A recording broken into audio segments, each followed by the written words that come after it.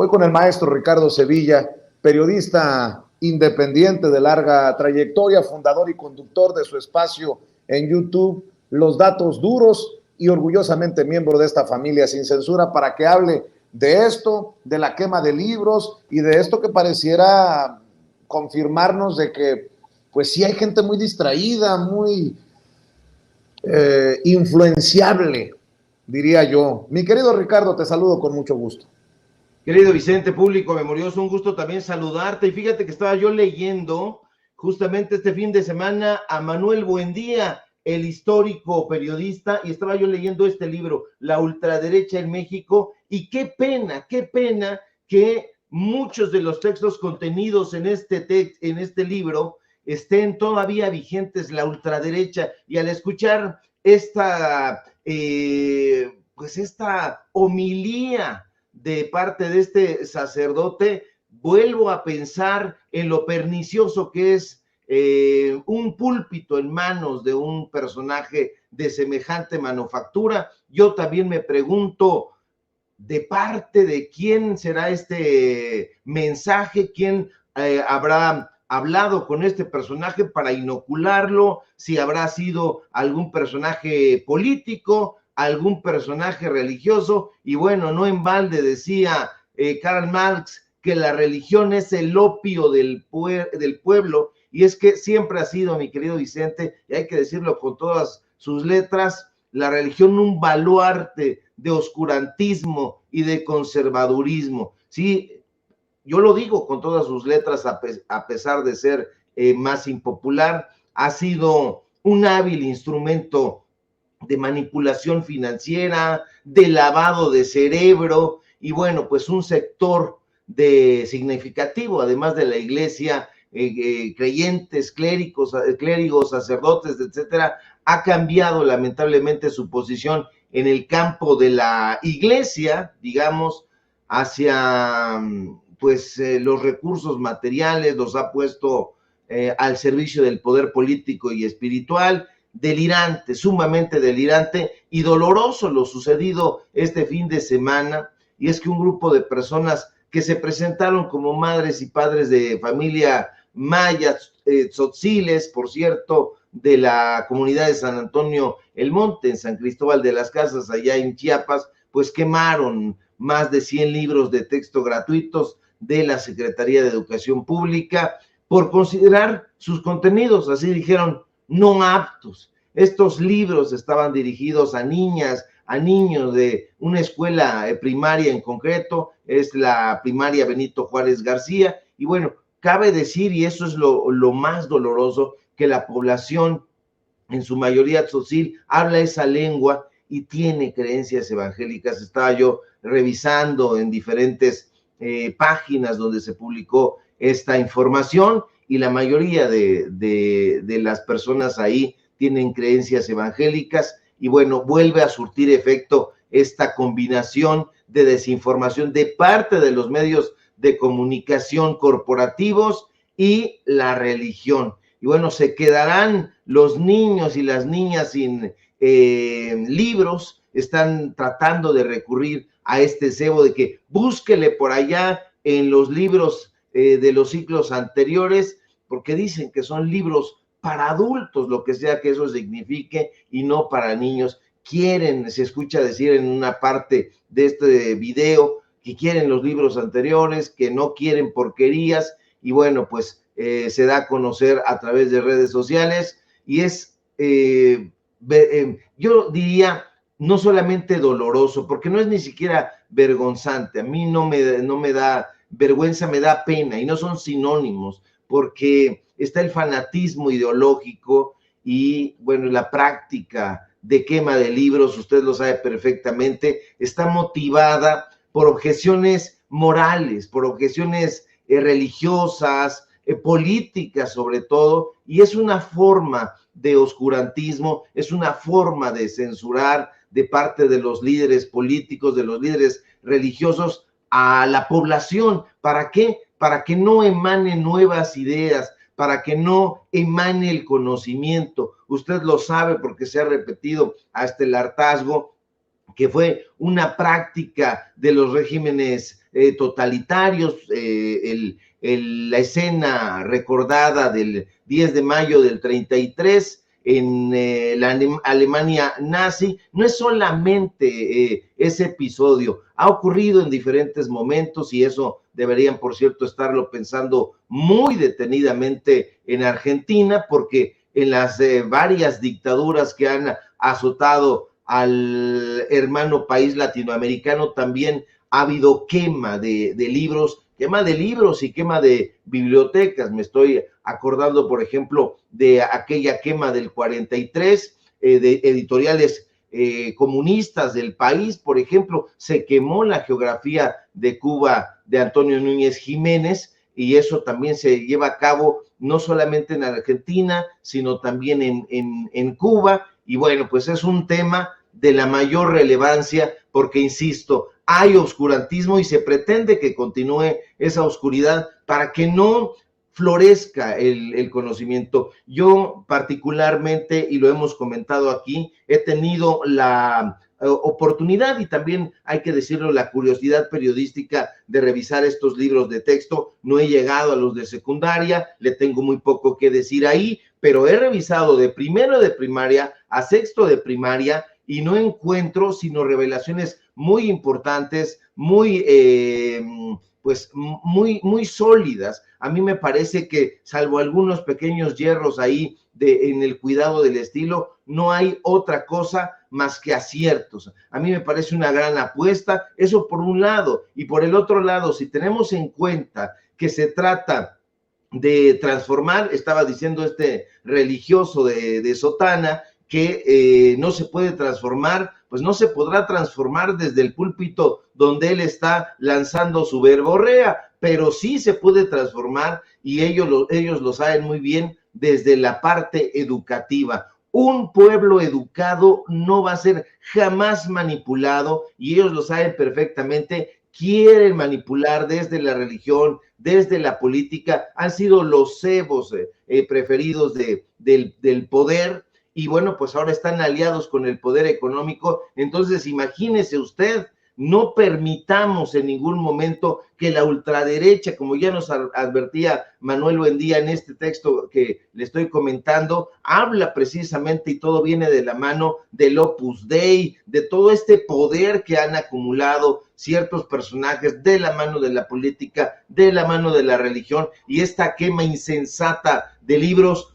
es dolorosa, insisto. ¿Por qué? Porque eso significa que han logrado su cometido, por lo menos en algunas partes, los medios de desinformación, esos medios de comunicación como Televisión Azteca, de la mano del deudor hacendario Ricardo Salinas Pliego, y todos estos personajes. Yo no sé qué sentirán, mi querido Vicente, al ver estos videos. Yo sentí, insisto, no coraje, o por lo menos no coraje contra las personas de origen tzotzil, sino con los medios de comunicación, estos personajes, pero yo no sé si tendrán entrañas, si tendrán conciencia, pero siente uno desolación al darse cuenta de que estamos retrocediendo muchísimo camino andado en el tiempo, y dice uno, no es posible. Olvídese usted de Torquemada, olvídese usted de las escenas de la Alemania nazi. Estamos en pleno siglo XXI y en una comunidad,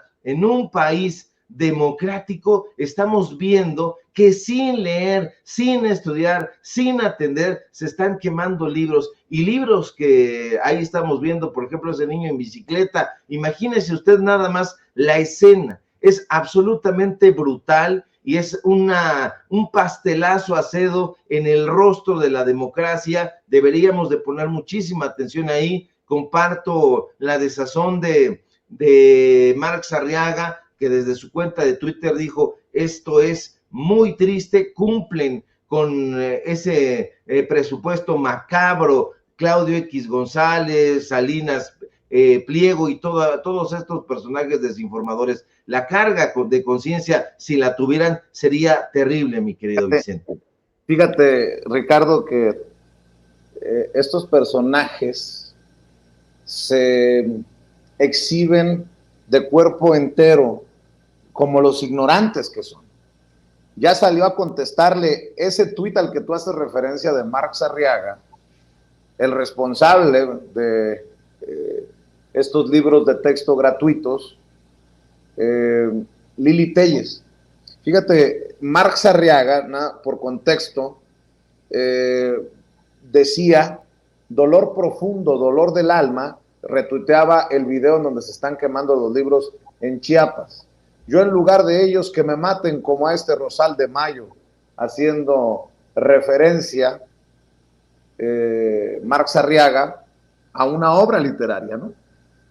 Muchas felicidades, Xóchitl Gálvez, Claudio X González, Mexicanos Primero, Ricardo Salinas, Javier Alatorre, PRI, PAN, PRD, lograron su perversión, que era llevar a la gente a que queme los libros. Y fíjate con lo que salió Lili Telles, recordatorio a Marx Arriaga, antes de postrarse en la hoguera para que lo maten, tal como lo desea, tiene que asistir a la comparecencia a la que lo cité en el Senado. Ahora sí que permíteme el exabrupto, pero ¿qué pedo con esta señora? ¿Qué pedo con esta señora? Recordatorio a Marx Arriaga, antes de postrarse en la hoguera para que lo maten, tal como lo desea, tiene que asistir a la comparecencia a la que lo cité en el Senado. No, pues qué cosas. Obviamente deberíamos de recordarle a Lili Telles que hay Google o Yahoo para que busque la referencia a la que hace Marx Arriaga y no salga con estas estupideces, mi querido Ricardo.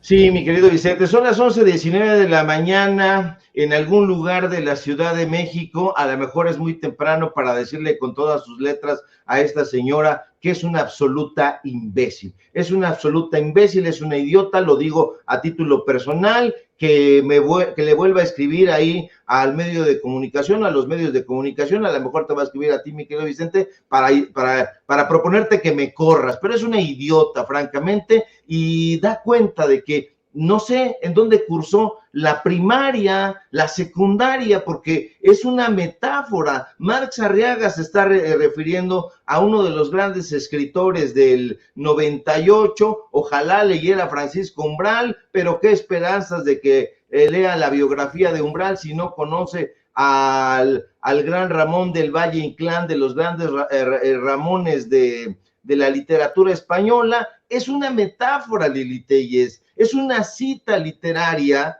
y no está diciendo Marx Arriaga que quiera que lo maten. Es que, de verdad, no seas tonta, ponte a estudiar un poco. Sabemos perfectamente que sigues la agenda de Ricardo Salinas Pliego. Al fin y al cabo, nunca vas a dejar de ser su empleada, porque al trabajar ahí te ha inoculado ese virus maligno de la estupidez, de la estulticia, y de a quienes no les importa la educación y no les importa que salga a relucir el verdadero origen de todo esto. El verdadero origen de todo esto, fíjate, si de españoles a españoles nos vamos, uno es el que está citando Marx Arriaga, que es Ramón del Valle Inclán, y los otros son los españoles de prisa, que son el negocio que está defendiendo el señor dueño de Electra, de Salinas y Rocha, de Banco Azteca, de la televisora esa mafufa de la Cusco.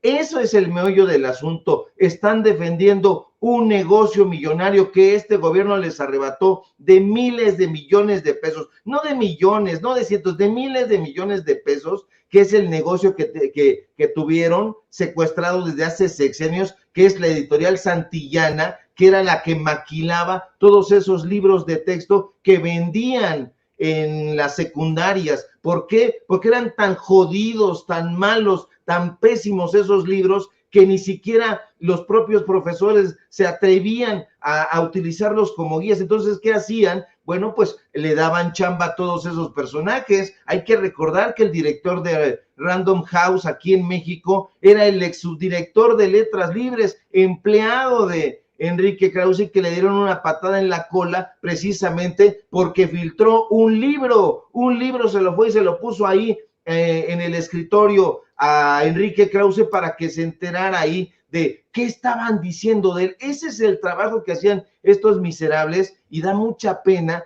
que traten de hacer la misma movida y de engañar a las personas. No, no nos dejemos engañar. Esos libros de texto eran absolutamente nefastos.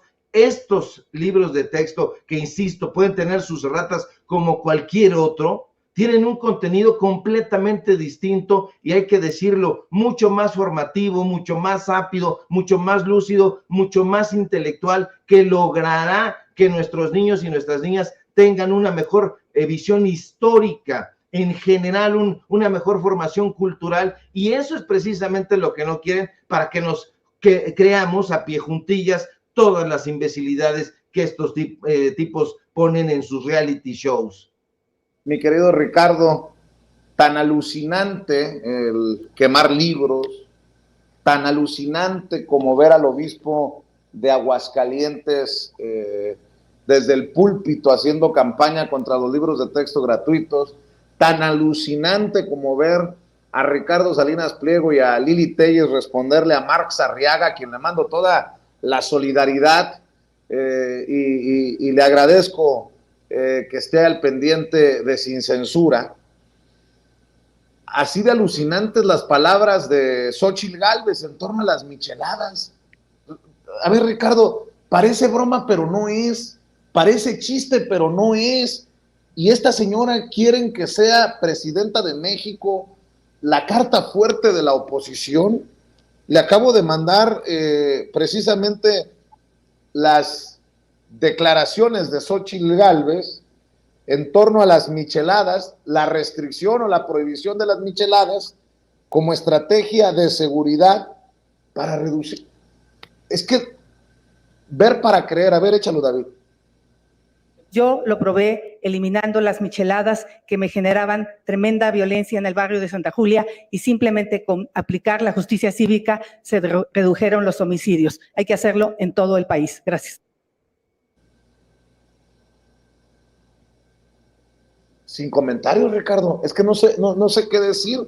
Está cabrón. Vamos a prohibir las micheladas y esa es parte de mi estrategia de seguridad. Ah, cabrón. No, pues conociendo a doña Mina, que le gusta su michelada de vez en cuando, me va a decir que con las micheladas no, Ricardo Sevilla.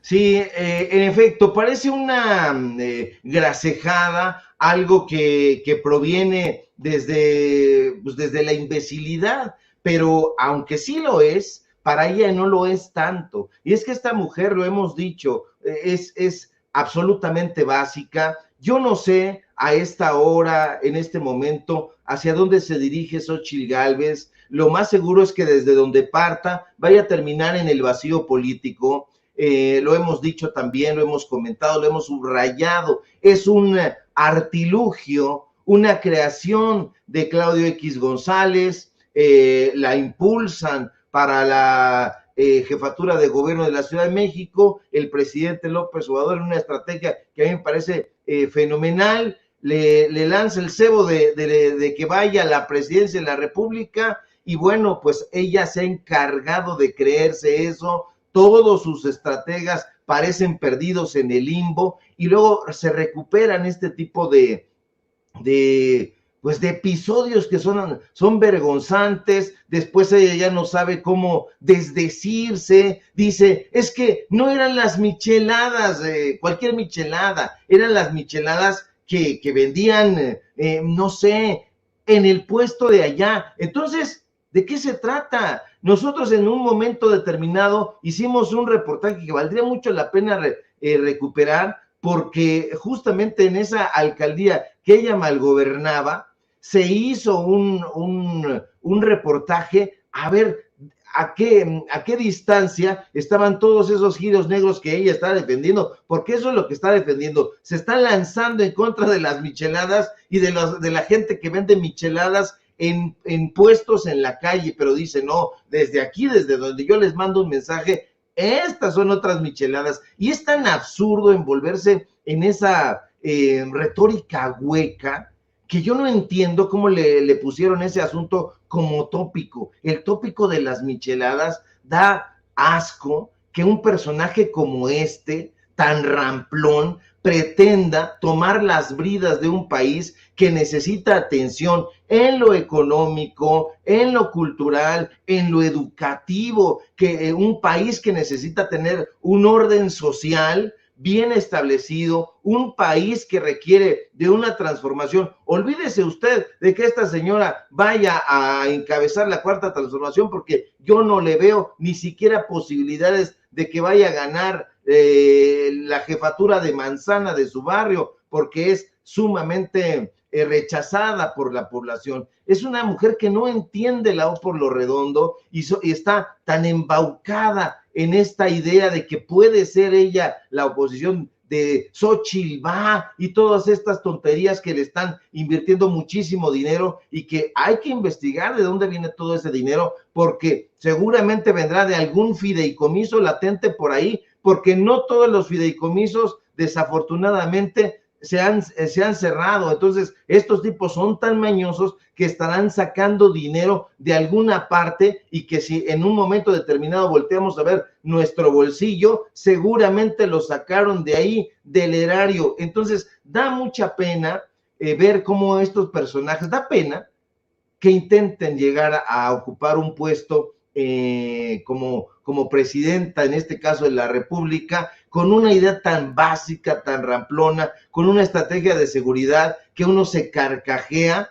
Eso por un lado, y por otro lado, da coraje la cantidad de recursos echados a la cloaca en spots, en publicidad, en portadas, en columnistas que están haciendo la defensa de un personaje tan tonto, que uno dice, bueno, pues ya lo único que voy a hacer es cruzarme de brazos, porque yo quisiera hacer la crítica del proyecto de este personaje, pero como no hay proyecto, solamente me voy a cruzar de brazos a ver cómo se va de hocico al vacío solita, sin que yo creo que se le cayó una gelatina, se tropezó y fue a dar de bruces y se levantó y dijo, hablemos de las micheladas.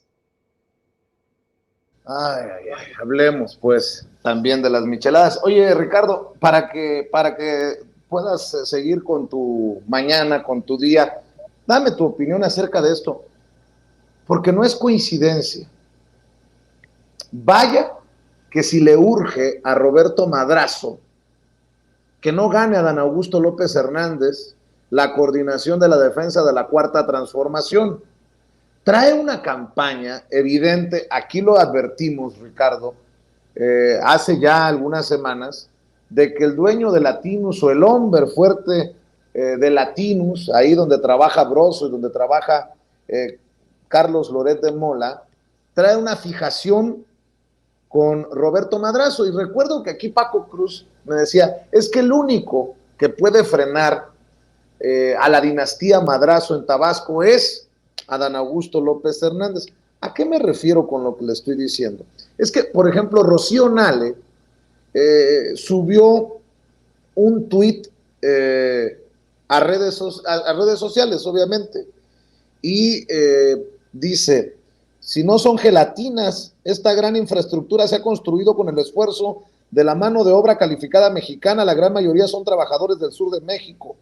La refinería Olmeca de Pemex en Dos Bocas, Tabasco, y dice la secretaria de Energía que lo toma de la cuenta del trabajador J. Barrientos 86. Bueno, pues le han caído encima de si está mal escrito o no está mal escrito el tuit.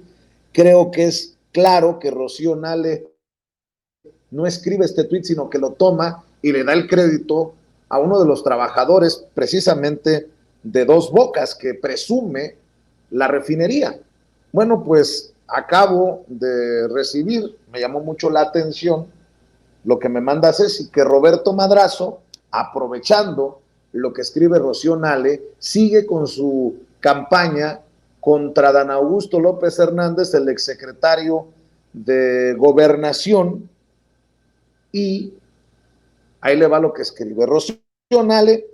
¿Por qué no mejor nos hablas de los sobrecostos de la refinería Dos Bocas? La refinería nos ha costado 3 veces más de lo presupuestado y sigue sin refinar un solo barril. Se ha utilizado para ordeñar recursos públicos. El operador político de Adán Augusto en Veracruz, Daniel Flores, antes de morir, recibió 27 mil millones de pesos en contratos por adjudicación directa para la construcción de Dos Bocas, el 22% del presupuesto para 2021.